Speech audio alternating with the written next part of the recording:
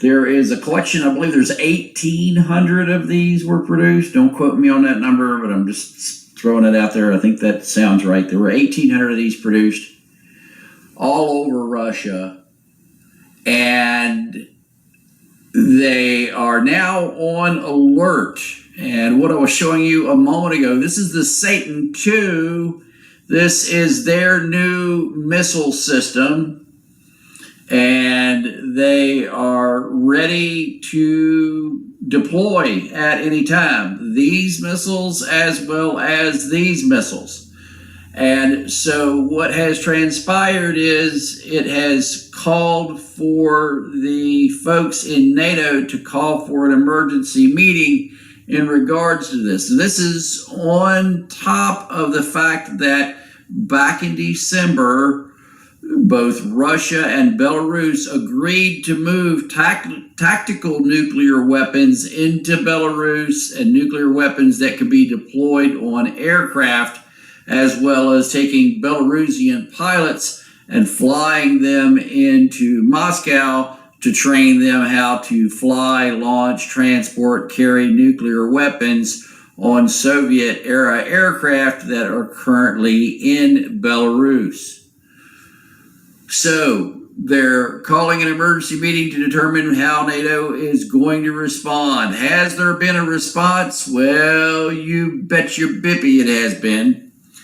At midnight UTC, the beginning of September the 2nd of 2023, I believe a couple of B-52s were scrambled out of Italy here. As you will see, they will come onto the map at just 4 minutes after the hour. I believe it is 4 minutes and 11 seconds, which would be a good response time if you rang their bell. And there they are. So this is the B-52. Again, B-52s don't come in ones. B-52s are like fighters. They come in pairs. Always remember, 2 is 1, 1 is none. So you always got to have at least 2 B-52s. They don't fly by themselves. It's 3, 5, 7, 11. Yeah, happy Labor Day. So this B-52, so remember now, we've already gotten the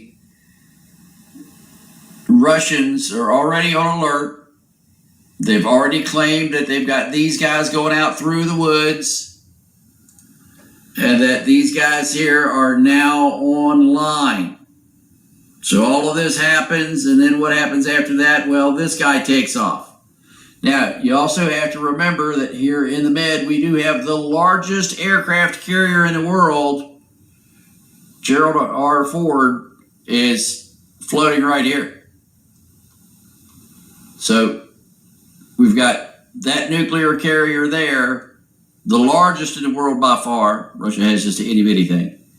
This P-8 out here has been doing laps. This looks like NASCAR in Tennessee. Right now it is 12:20 p.m. Eastern Time here in the United States. We have some more concerning information coming out of Russia. Apparently Russia has deployed their latest nuclear-armed submarine to the Pacific Ocean. This is one of their Bore-class submarines. It's their newest submarine, and it's called the Generalissimo Suvorov. And this is one of 6 Bore-class subs that Russia has. They also have 5 Delta IV-class subs, which are their older subs. This is one of their latest submarines, and it can carry the Bulava missile, which is their newest submarine-launched ballistic missile. It can carry up to 6 warheads per missile, and each of these submarines can carry up to 16 missiles. Now, the Bulava missile and the Bore-class sub are still no match for the U.S. Ohio-class submarine, which can carry 24 Trident II D5 missiles. and each Trident missile can carry 12 half-megaton warheads, so they're still much smaller and much less capable than the U.S. Ohio-class subs, but this is still significant when you look at everything that's been happening for the past few weeks. And on Friday, when Russia announced that they were putting their RS-28 Sarmat on combat alert. Okay, the RS-28 Sarmat is a liquid-fueled, super heavy, silo-based ICBM that is designed for a first strike. Okay, it can carry a very heavy payload, so it can carry a lot of warheads and very large warheads, which would be used for a first strike, and it's liquid-fueled. So Russia putting their latest RS-28 Sarmat land-based missiles on combat alert, combat duty, and now we're getting breaking news that they just put their latest submarine on combat duty and they're deploying it to the Pacific. Okay, so very concerning stuff. And they're going to go to war with Russia is what they're going to do. There will be a hot war between the United States and Russia in the next year. So if you're worried about that, you need to put as much pressure as you possibly can on the Republicans. All right, so I realize that's days-old news, the Tucker interview, but bears repeating, I'm glad that people are finally coming to terms with the situation. And I can only imagine how many thousands of people were chastising us for the longest time for being sensational about this topic. Now one of their gurus is finally talking about it. So, hey, I won't hold it against you. Just please get prepared for what is coming. Now, we got a litany of information to share with you today. I'm just going to rattle it all off. But before I say that, I got to say, guys, people always talk about when is World War III going to start. There's not going to be any official demarcation until the thing is done. And that is the problem. You don't go into a movie and say that the movie hasn't started yet because you're not at the climax of the movie. Okay, typically the movie starts, about an hour or so goes by, then you approach the climax and the movie ends. Okay, World War III is here. This is World War III. There is an agglomeration of strategic forces from all belligerents in this conflict right now in Eastern Europe as we speak today. So, with that in mind, understand that it wasn't until midway through the Second World War when people it became commonplace to refer to the current conflict that they were in as World War II. In fact, after the Great War, of course, they only had one reference point, the Great War in World War I. In 1919, there was one reference to it possibly being the Second World War. And in 1939, Time magazine came out and said, you know, maybe there might be a Second World War, but it wasn't until midway through, and really more so until the war was over, that it was referred to as World War II. So stop thinking that World War III is going to be demarcated by some announcement or some officiation. It's not. It's here. It's starting now. It's a continuation of wars that have happened in the past, a continuation of the end of the Cold War, I guess you can say, and what started, the events precipitating 2014 and all of that, and what is happening right now with the global shift towards a multipolar world. We are in World War III, so please do your level best to prepare for it. Now, this is what is going on today. Among other things that I'm probably going to forget. There's too many data points. Things are speeding up. It's going way too fast. And I tell you, it is smoky as hell outside. I've never seen the smoke this thick. We're in August now. I've never seen the smoke this thick. These fires are on a scale that I cannot, just every single day I'm amazed at how little people are amazed by what is going on. But people are just going to obliviously be normalcy Norman until the bitter end. Anyways, F-35s are headed to the UK by year's end. What's the hurry? Did you notice that all of these things are happening around the same time? They're all culminating around the end of 2023.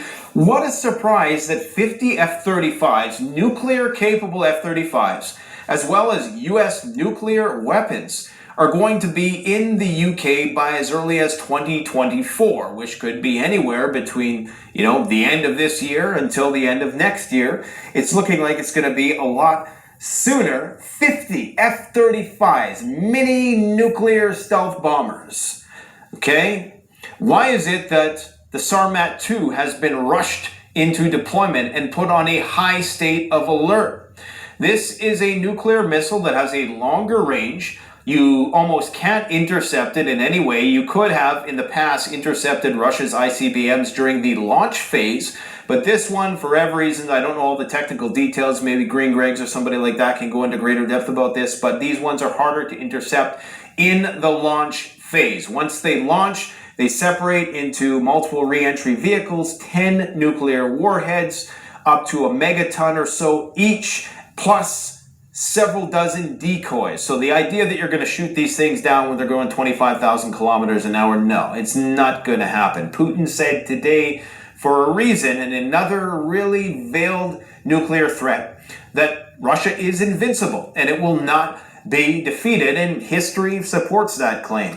As much as you think they've almost been defeated, they've come very close. They were knocking on death's door when Germany was at Moscow's border back in the day, but they somehow persevered. Anyways, we have countless doomsday planes, strategic forces, command and control centers, nuclear sniffer planes in the air around the world in irregular amounts right now, today, as these Sarmat 2 systems have been deployed. Now, this in itself is not much different than what Russia has had, all along. Yes, they're more technically capable missile systems, but they've always had 400 active duty ICBMs, if not far more than that, and a whole bunch of tactical nukes at the ready at a moment's notice. Plus, they got them on their Kinzhal hypersonic missiles now. The hypersonics are potentially a game changer. There's a myriad ways that Russia could effectively win a nuclear war against the United States. We're not going to go into that right now.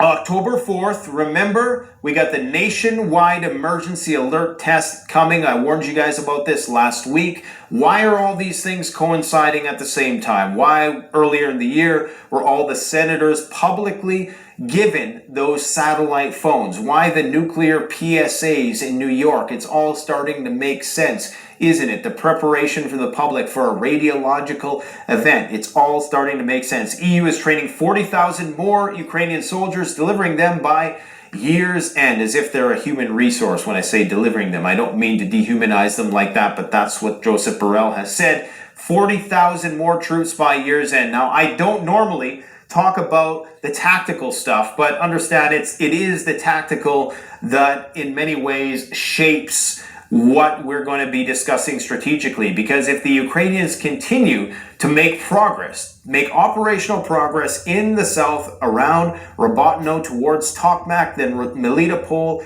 Mariupol, down into Crimea, that's when the likelihood of a nuclear incident ratchets up. And my friends, right now it is sky high. I broke down the other day how the numerous attacks on Moscow are increasing. You can probably sense the intensity is rising in my voice when I give these updates. That's not going to stop us from making our more... It's going to be difficult for people to get into that mode, but we're still going to be making our other types of content, which isn't so shocking, I guess you can say, but it has to be, because that's the nature of the situation that we are currently in, okay? We have Russia pulling missile defense systems from Japan. We are going to show you the exact systems that they're pulling. You can access all this information online, Russian military deployment maps. They will show you where they're pulling the actual S-300s from in Japan. Does this mean, a lot of people think, well, it's because they're running out of weapons. And even the think tanks of the West have now quietly determined that no, Russia is never going to run out of missiles or missile defense systems. They have 1,500 S-300 launchers. No, they're moving them from Japan because they've assessed the threat against NATO to be greater than the East. It's very likely that China has Russia's back in the East. That's why Putin has a plan to go and meet Xi Jinping very soon. They say, and when Putin and Xi Jinping meet, it's usually because something big is about to go down. Russia, and I've been saying this all along, they're preparing for a war with NATO. That's why they're holding their best forces in reserve. That's why right now they're letting the Ukrainians do this thing in Robotyno, and they're shelling them with artillery. They got a lot of artillery to burn, but a lot of their forces just aren't really in this fight right now for some reason. And the reason is because they're preparing to go to full-scale war with NATO. Look at the slowly eroding away, the chipping away, the deterioration of the Russian border and the defenses within the country, moving that controlled airspace further towards Moscow. Now Moscow is talking about potentially having to shut down its airspace. I talked about this months ago, how eventually they're going to have to shut down their airspace for good. And that is going to create a massive blow to the economy. And the question is, how much will Putin allow this to go? Putin was quoted as saying last year that he hopes he will never have to wipe Kiev off the map. But, and not in those exact terms. Stand by. 6, 4, 5, Alpha, 2, Romeo. Stand by. 6, 4, 5, Alpha, 2, Romeo. Stand by. Message follows. 6, 4, 5, Alpha, 2, Romeo, Juliet, India, Sierra, Echo, 2, Juliet, 4, Zulu, 3, Romeo, Kilo, Oscar, Alpha, Charlie, Oscar, 4, Juliet, Juliet, Oscar, Hotel, Victor, November, Sierra, Echo. I say again, 6, 4, 5, Alpha, 2, Romeo, Juliet, India, Sierra, Echo, 2, Juliet, 4, Zulu, 3, Romeo, Kilo, Oscar, Alpha, Charlie, Oscar, 4, Juliet, Juliet, Oscar, Hotel, Victor, November, Sierra, Echo. This is Implicate. More to follow. Stand by.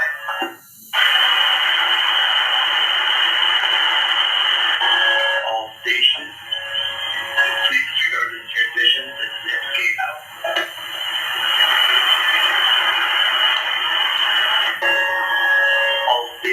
All stations, this is Implicate. Implicate, break.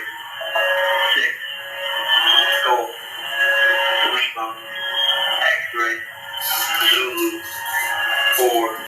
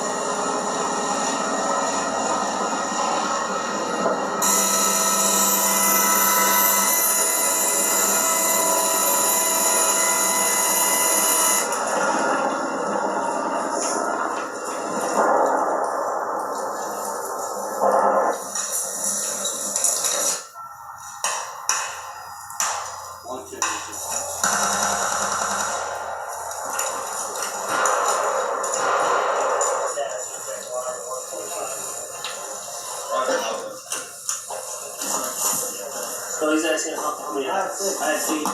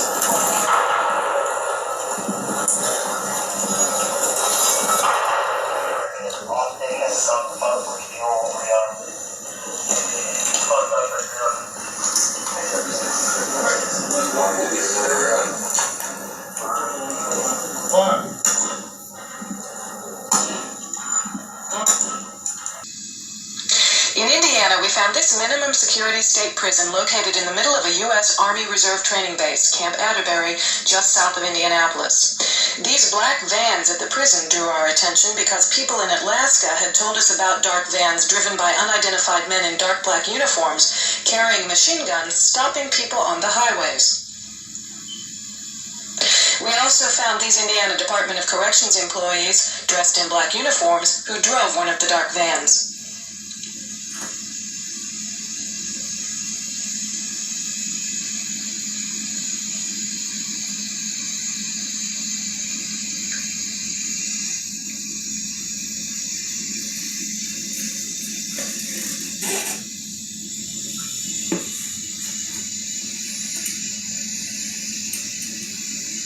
We found that these state facilities are being built in the middle of U.S. Army property, not just in Indiana, but other states, as people sent us pictures of such facilities in their states, such as this facility at Camp Pinckney in Brighton, Michigan. You see not only the black vans here, but curiously, there are reverse swastikas carved into each end of the roof. We also began to receive information about the Federal Emergency Management Agency known as FEMA, such as these pictures of a FEMA facility in Texas. FEMA operations are divided into 10 regions, as we were told in this letter from FEMA.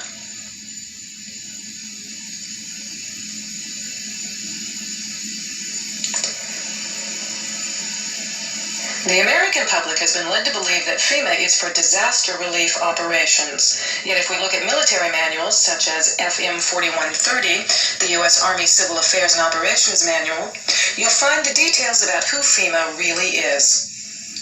The government doesn't want this information out because, as you can see, the manual says to destroy it by any means that will prevent its dissemination. The manual says that FEMA is the executive agency that serves as the point of contact for the USG for emergency management within the United States. Under Executive Order 12148 of July 20th, 1979, the President transferred all functions from the Civil Defense, Civil Preparedness agencies under the Department of Defense to FEMA.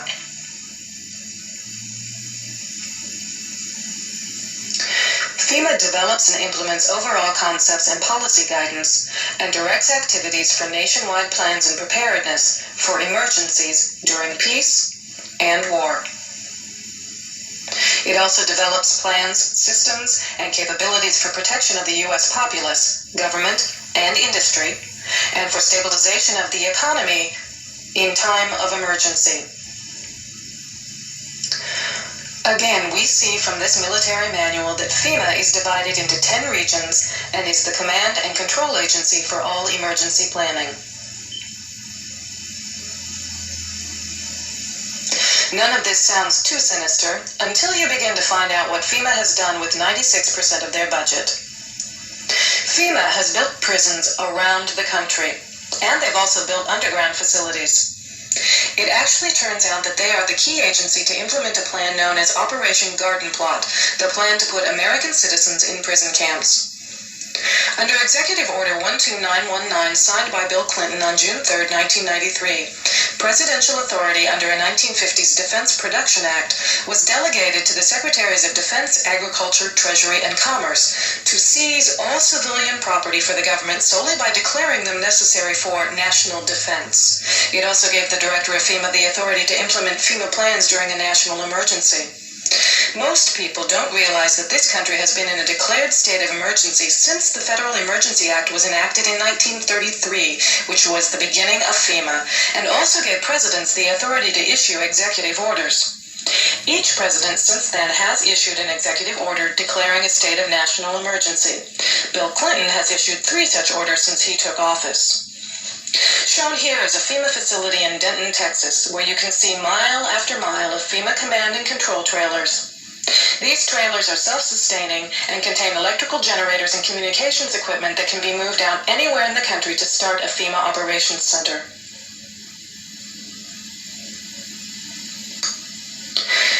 Several military manuals, such as these manuals, ranging from 1985 through 1994, speak of FEMA as the implementing agency for Operation Garden Plot, the plan to put American citizens in prison camps under military control. This 1994 Field Manual for Military Police speaks of Operation Garden Plot as a DoD civil disturbance plan that tells the military what they can and cannot do, and that they will operate under FEMA control.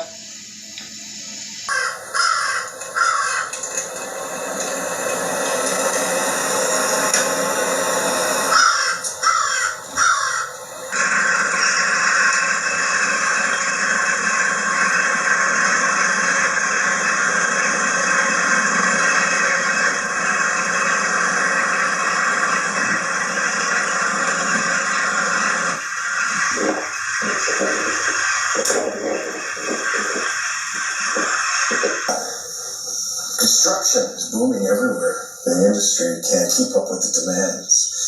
The way the world is now, all of civilization is just burning down. People don't want to go outside.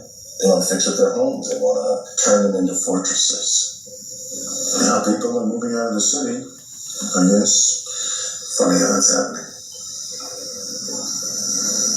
It's the fourth turning. Big part. Historical events. They don't just happen. They're set into motion by great men, generational personae. And each one of these unleashes a turning that lasts about 20 years, more or less.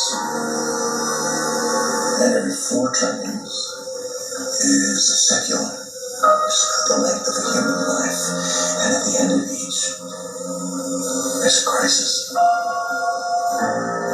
country that corrects us is always war. Revolution, 80 years later, Civil War, 80 years later, World War II. And that's coming up on 80 years now, so.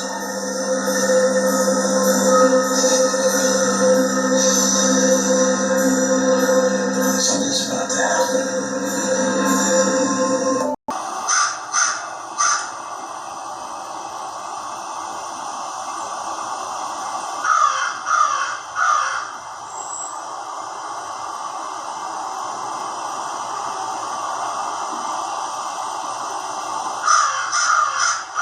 In NATO, we do not care how many Ukrainians die.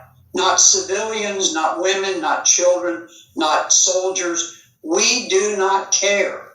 We are. It's become a great football game. We've got our team, they've got our team. Rah rah. We want to get the biggest score and run it up. And we don't care how many of our players get crippled on the playing field, as long as we win. Now, we are shipping fantastic quantities of weapons, and it's caused the stock of Raytheon, which creates missiles, and Northrop Grumman, which creates aircraft and so forth, and missiles. All of these defense industries have become tremendously bloated with tax dollars. I don't think it's ultimately going to change the outcome. I think that Russia will prevail. The Ukrainians are in a very awkward strategic position in the east, but. If you look at the way that this unfolded, President Putin made a desperate effort